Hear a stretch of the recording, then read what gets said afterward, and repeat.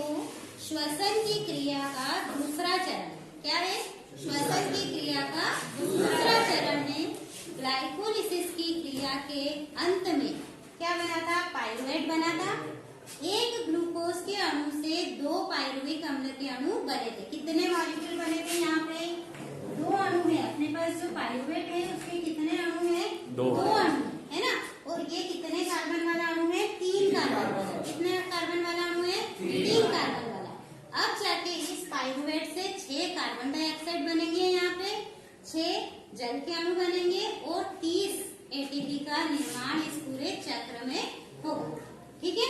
तो यहाँ पाइरुवेट जो है वो सबसे पहले ऑक्सीजन इंटर होगी यहाँ पे और एक कार्बन डाइऑक्साइड की होती है बाहर निकलती है ना। एक कार्बन डाइऑक्साइड बाहर निकलने के लिए कारण ये 3 कार्बन वाला जो यौगिक है वो 2 कार्बन वाले एसिटिल कोएंजाइम ए में बदल जाता है। इस समय एक NAD2H में कन्वर्ट होता है। मतलब यहाँ पे कितने एटीपी बने? 3 एटीपी। कितने एटीपी बने? 3 एटीपी। एक NAD2H में कन्वर्ट होता है तो कितने एटीपी बनते हैं? 3 एटीपी। तो यहाँ पे चूंकि ये पाइरुवेट के 2 अणु है तो टोटल कितने एटीपी का निर्माण हो गया? 6 एटीपी का निर्माण पहले स्तर में हो गया। उसके बाद होता है कि जो एसिटिल कोएंजाइम है ये 2 कार्बन वाला अणु है और इस चक्र में एक 4 कार्बन वाला ऑक्सैलो एसिटिक अम्ल होता है। ठीक है। तो ये 4 और ये 2 6 कार्बन चक्र भी करते हैं। ठीक है। अब ये जो 6 कार्बन वाला सिट्रिक अम्ल है ये बाद में कन्वर्ट होता है अल्फा कीटो ग्लूटेरिक अम्ल में। इसमें कन्वर्ट होता है अल्फा कीटो ग्लूटेरिक अम्ल में कन्वर्ट होता है। ये 6 कार्बन वाला है तो उसमें से ये जो यौगिक बनता है अल्फा कीटो ग्लूटेरिक अम्ल ये 5 कार्बन वाला यौगिक होता है। तो कितने कार्बन होते हैं इसमें? 5। तो एक कार्बन कम हुआ तो यहाँ पे एक कार्बन डाइऑक्साइड क्या होती है? बाहर निकलती है ना। ठीक है ना। तो ये एक कार्बन डाइऑक्साइड बाहर निकली और यहाँ पे जो NAD है ये NAD2H में कन्वर्ट हुआ तो वापिस 3 एटीपी बनेंगे। चूंकि ये दो अणु क्रिया में चल रहे हैं तो वापिस यहाँ पे 6 एटीपी का निर्माण हो जाएगा। और इसी तरह से कार्बन डाइऑक्साइड के भी कितने अणु बन निकलेंगे? 2। और यहाँ पे भी कार्बन डाइऑक्साइड के 2 अणु निकलेंगे। ठीक है। इसके बाद ये सिट्रिक अम्ल से अल्फा कीटो ग्लूटेरिक अम्ल बना। अल्फा कीटो ग्लूटेरिक अम्ल बाद में सक्सेनिक अम्ल में क्या होता है? कन्वर्ट होता है। अल्फा कीटो ग्लूटेरिक अम्ल जो है वो 5 कार्बन वाला है और सक्सेनिक अम्ल कितने कार्बन वाला है? 4 कार्बन वाला है। ठीक है। तो ये 5 कार्बन वाला जो यौगिक है वो 4 कार्बन में जब कन्वर्ट होगा तो वापिस से एक कार्बन डाइऑक्साइड क्या होगी? बाहर निकलेगी। एक कार्बन डाइऑक्साइड बाहर निकलेगी मतलब कितने अणु बनेंगे कार्बन डाइऑक्साइड के? 2।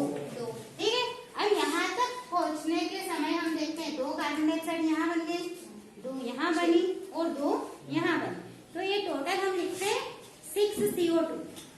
श्वसन की क्रिया में क्या लिखते हैं? C6H12O6 + 6 O2 = 6 CO2 लिखते हैं। तो ये 6 कार्बन डाइऑक्साइड इस तरह से बनी।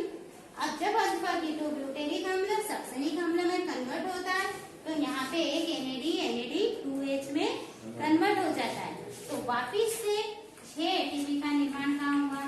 यहाँ पे हुआ। और इस प्रोसेस में एक GDP जो है वो भी GTP में क्या होता है? कन्वर्ट होता है। तो एक एटीपी का निर्माण और यहाँ पे हो जाता है। तो एक एटीपी मतलब कितने एटीपी? 2 एटीपी। 2 अणु चल रहे हैं ना तो हर चीज डबल होगी तो ये 2 एटीपी फिर यहाँ पे बन गए। अब उसके बाद ये जो सक्सेनिक अम्ल है ये 4 कार्बन वाला बन गया। तो ये सक्सेनिक अम्ल जो है उसके बाद सक्सेनिक अम्ल मैलिक अम्ल में बदलता है। किसमें बदलता है?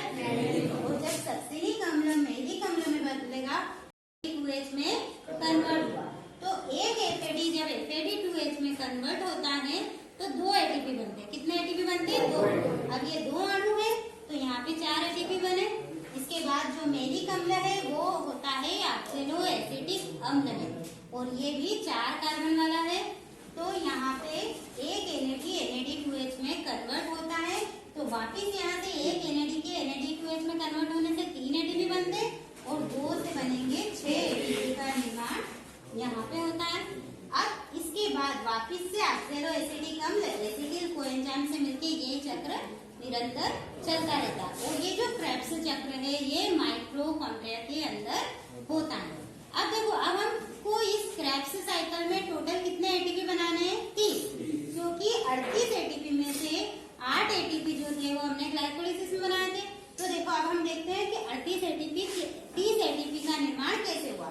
सबसे पहले 6 एटीपी यहाँ बने, इसके बाद 6 मतलब 12, फिर उसके बाद 6 मतलब 18, 2 मतलब 20, फिर 4 मतलब 24 और ये 6 मतलब 30। तो ये बाकी बचे हुए 30 एटीपी का निर्माण किसमें हुआ? Krebs cycle. और क्रेब्स साइकिल कोशिका के माइटोकॉन्ड्रिया नामक अंग में होता है और ग्लाइकोलिसिस कोशिका द्रव्य में संपादित होता है। ठीक है, तो इस तरह से ये पूरा क्रेब्स साइकिल संपूर्ण होता है।